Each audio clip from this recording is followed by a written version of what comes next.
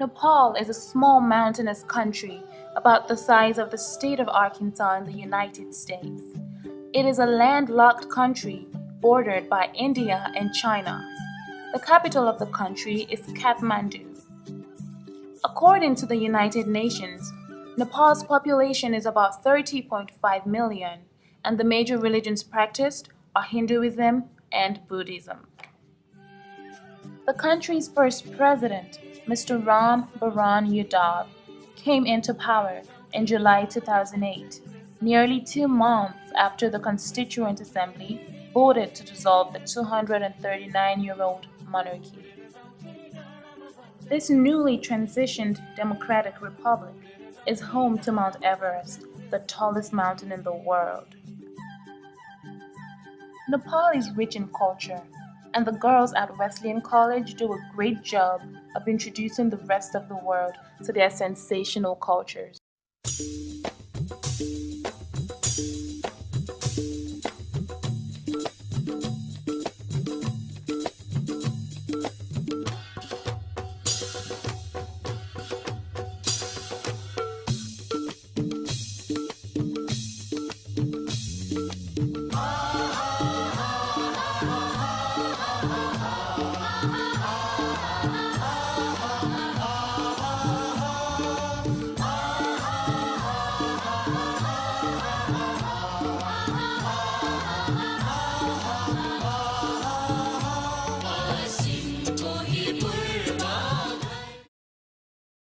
Tell me about greeting in Nepal, how you greet people. Namaste Jemima.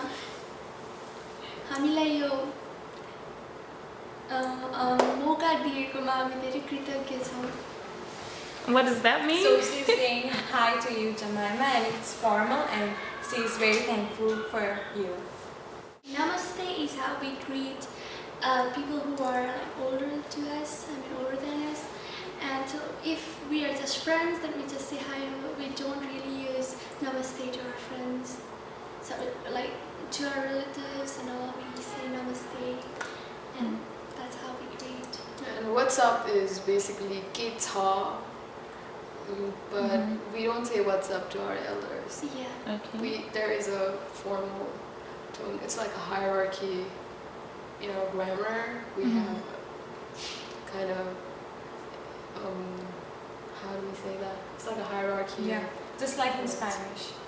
Yeah. There is someone who is older than me, then I call her Didi. So That's that a girl. means sister. If she's a girl, yeah. So like the girl, any girl who is older to me is my sister. So that is how I say Jemima Didi. Yeah. You know? And for brother, we say Dai. It continues for maternal uncles, grandparents, aunts, and everything. So Didi is for girls who are older than me. Dai is for boys who are older than me. Dai is for boys who are younger than me, and Baini is for girls who are younger than me. Okay. We have different ethnicities even in our country, Yeah. and it differs. Like I come from a Rai community, I'm And- Chetri. I'm a Brahmin. and in my community I would call my mom. I mean, for mom we can just call them Ama. That's like a basic thing. Yeah. We call them Ama. Yeah. And I call my dad Papa. That's also a basic thing. But I call my grandmom Koku, which they don't. And I call my grandpa Baze. Yeah. Okay, so like we are like our caste is kind of similar. So we call actually I call mommy to my mom, and she calls Ama. Ama is like mother, exactly the translation of mother, Ama. So and daddy and baba, buba is for Yeah, for my father, I call Bua. Buba, Yeah. I call daddy, and Hajurama is grandmother, while Hajur Baba is Hajur Bua, Hajur Baba is for Grandfather. grandfather. Yeah, so that's interesting because I call them differently. Yeah. Okay, so what I'm wearing is called kurta surwal in Nepali, and this is not exactly a traditional dress of Nepal, but this is what we wear a lot during festivals, during during a lot of formal occasions. Yeah, I have some other dresses.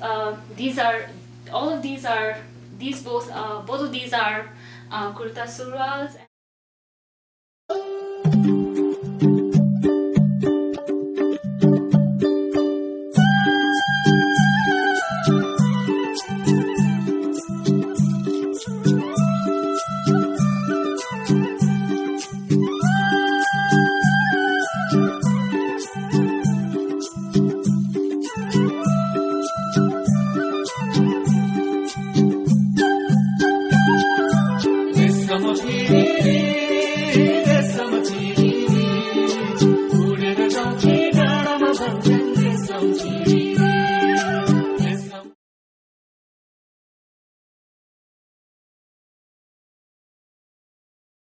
It's a lot spicier than what we have here. Like we have a variety of spices that we use while cooking, and the method of cooking is also kind of different. And I don't know, like people here might consider it like too much of oily or stuff like that, but that's what makes it unique, I guess. Right. Like we use a lot of spices and different things to make, and there's a lot of variety in it. Like for different occasions, we have different kinds of food.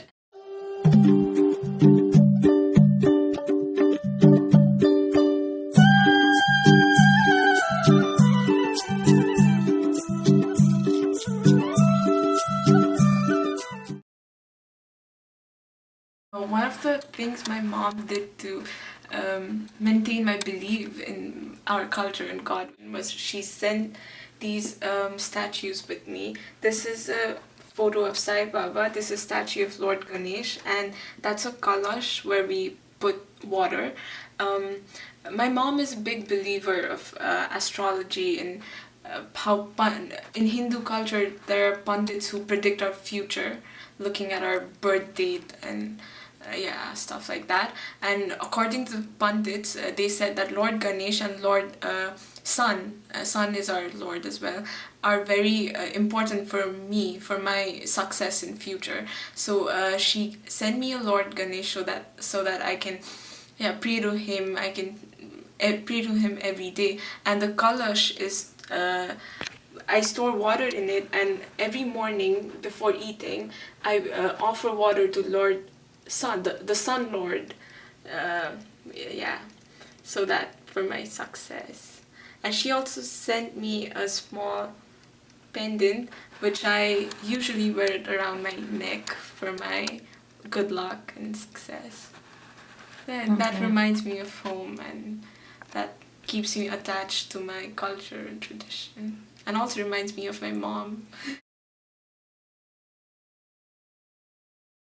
Married women wear red, and if you see someone wearing red, they're usually married. Usually, like there is a like entire ceremony where the bridegroom puts what's called sindoor on the scalp, like which is lined right here in the middle, like on top of the nose and up in the forehead. So there they put like a red powder, where the bridegroom puts a red powder to the bride, and they put like garland full of flowers on each other, and they make like 7 rounds around the fire, the holy fire. With each round of fire, they make a promise. But I don't know each of those promises. Okay.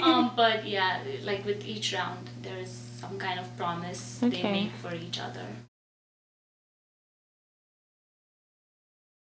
Nepali language is kind of complicated because we have many sounds that English does not have. Like we have nga, like it's hard for people to say nga, and then we have noise even in English, but we have tra, gya, and we have many others. We have sha, sa, kha for the sa sound itself, and then we have cha. I bet English does not have that cha. And then we have many other Nepali sounds that we don't have. We have pa, like, but in here it's like pa, pa, and we have pa and fa, but here it's like p-a, it's not p-a-t-h-a-k pathak, it's p-a-t-h-a-k pathak. So it's like it's kind of like we have that different sounds, like English, even English has those sounds, but it's kind of pronounced differently and it has different intonation. That's what I would like to put it as. And then yeah, there are many sounds that English does not have as Nepal has. We have 3 classes for KG. I heard that, I discussed with some American girls and they said that they just have to go to 1K school, 1 year in K school. That was before elementary school. I don't know, but we have to have 3 years. Yeah. Nursery, lower kindergarten, and then senior kindergarten. So before going to elementary school, we have to spend 3 years in kindergarten. And then it's elementary school. Till grade 5. Or 4. Yeah. Yeah. And then it's junior high, senior high. But we call our senior high, we call them college and campus. Yeah. Yeah. Grade Like grade 11 and 11, 12 12. are college for us in Nepal. And the college actually is university for us in Nepal.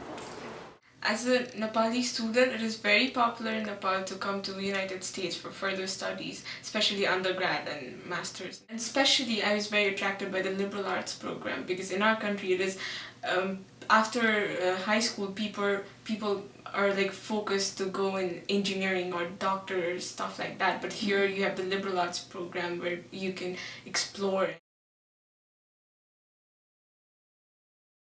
Schools I have studied in, English was compulsory, and then we always had to speak in English with teachers, with everyone.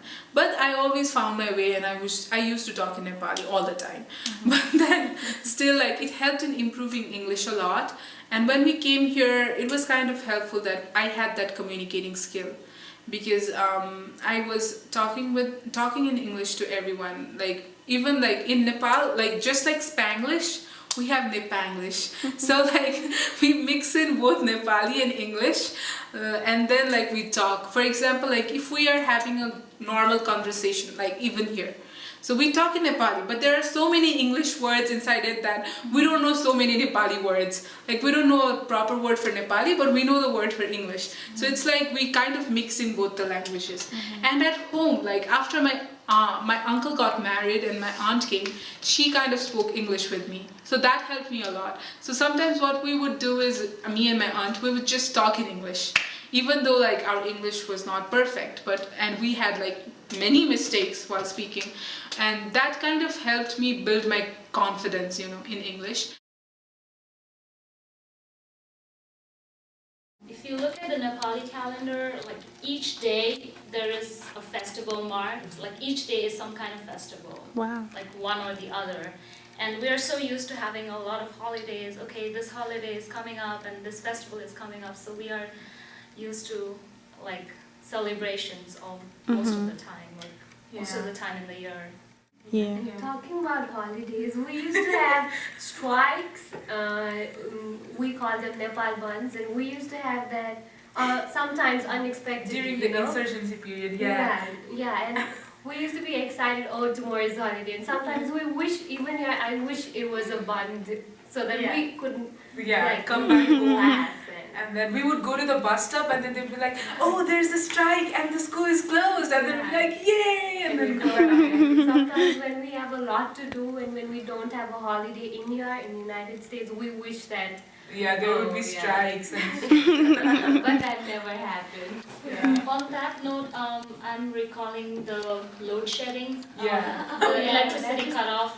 Yeah. That happens like all the time in Nepal. And the As iron- opposed to here, like we're wasting electricity here in the US, whereas in Nepal, like there, even if it's the second largest water, it has the second largest water resources.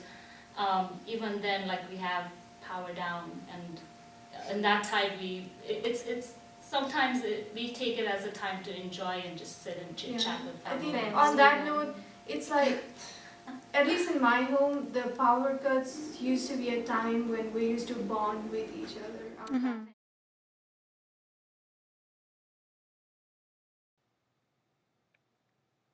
Pramisha is currently a senior scheduled to graduate in May 2013. When she first came to Wesleyan College 3 years ago, she was pleased to find that the Nepali upperclassmen were ready to look out for her, guide her, and just basically make sure that she had a wonderful experience. Well, when I entered as a freshman, like my seniors, like they helped me with my coursework, what classes to choose and stuff, and they always invited me over to apartments to feed us and stuff. So that's where we started learning, okay, this is what I gotta do later. Now that she is a senior, she tries her very best to be as much of a guide and older sister to new Nepali students. Pramisha was able to share stories of some of her favorite festivals and memories. My favorite festival, like there are two main festivals. One is called Dasai and the other is called Tihar. My favorite are both of these, Dasai and Tihar.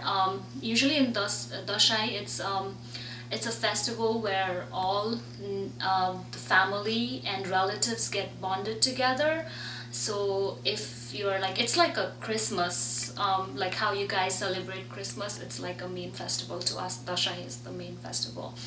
So on that particular day, the elders like put a tika, which is basically a red powder with rice on it and yogurt mixed. And so they put the red tika on the forehead of the younger ones.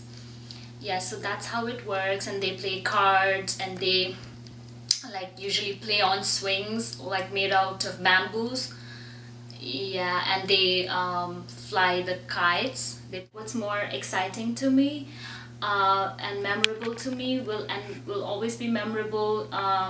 The festivals at Wesleyan is Dasai. Well, Dasai is one of the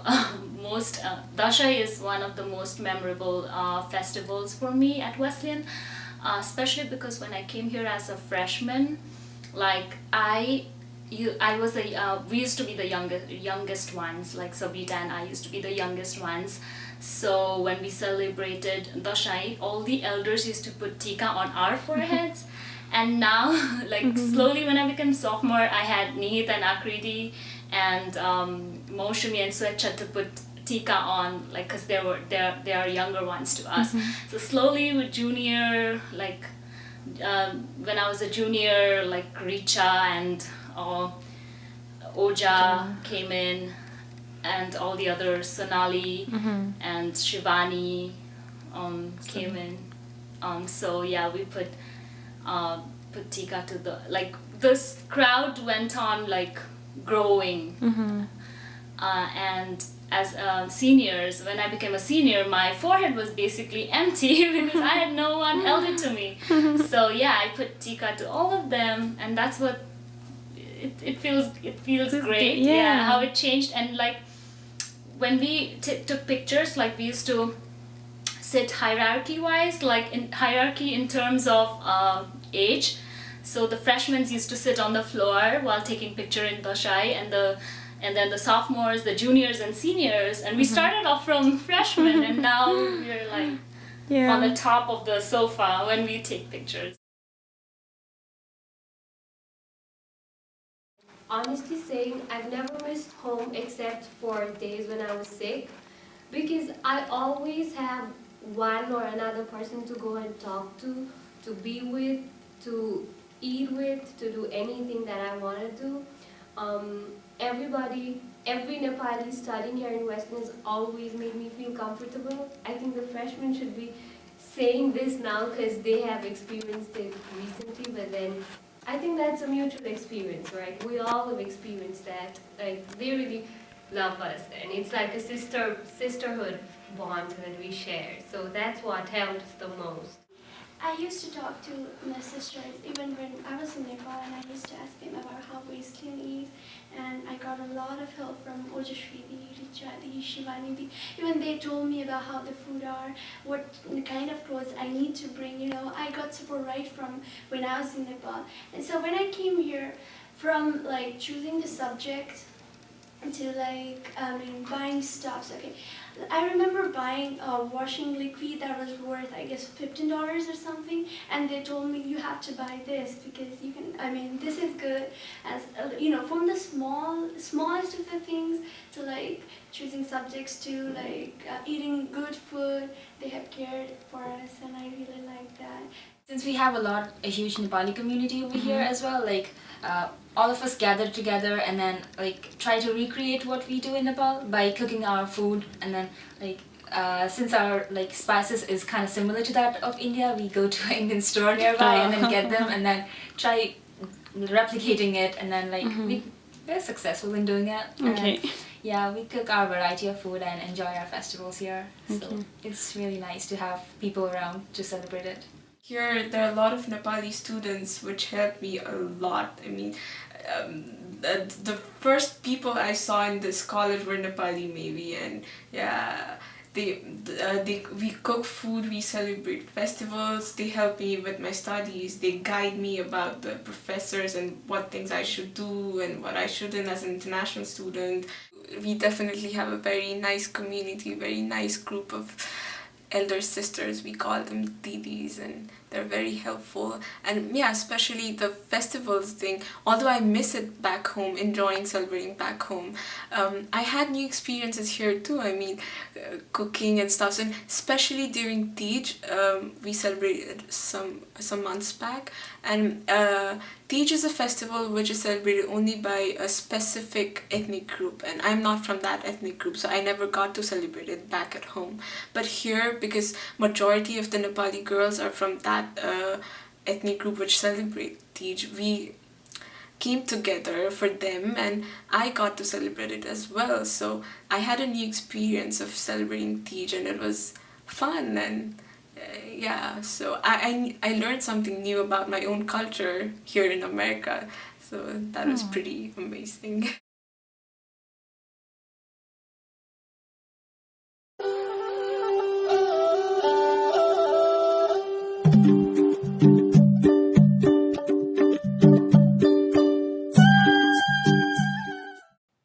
I was fortunate enough to observe and celebrate the Teej festival with Wesleyan's Nepali community this year. There was a lot of food, singing, dancing, and so much excitement. It was like nothing I had ever experienced before. These young ladies sure know how to have a good time.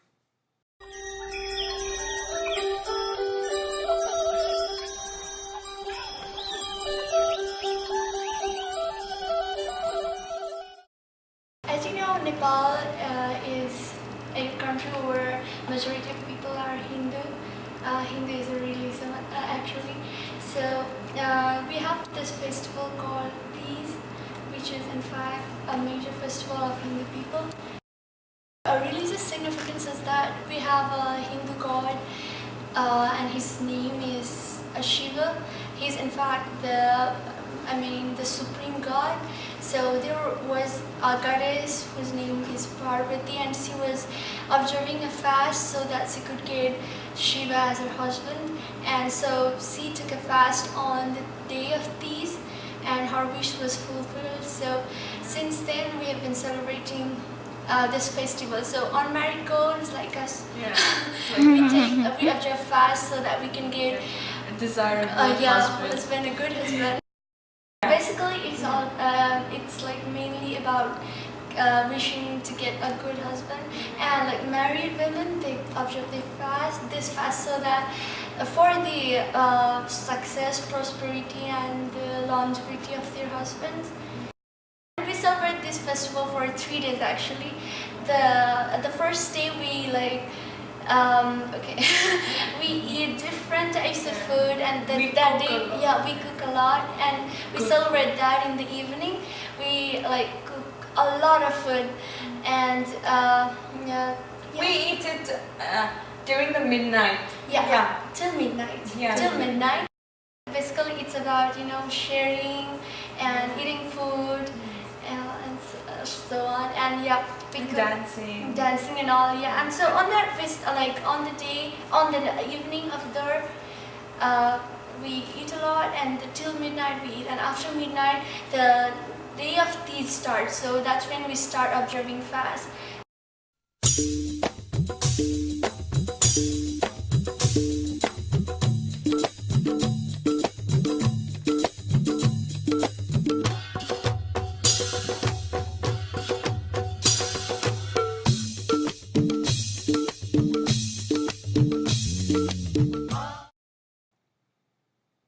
These girls may be very, very far away from home, but they have been able to successfully carry their culture with them. This is a true story of the journey of culture.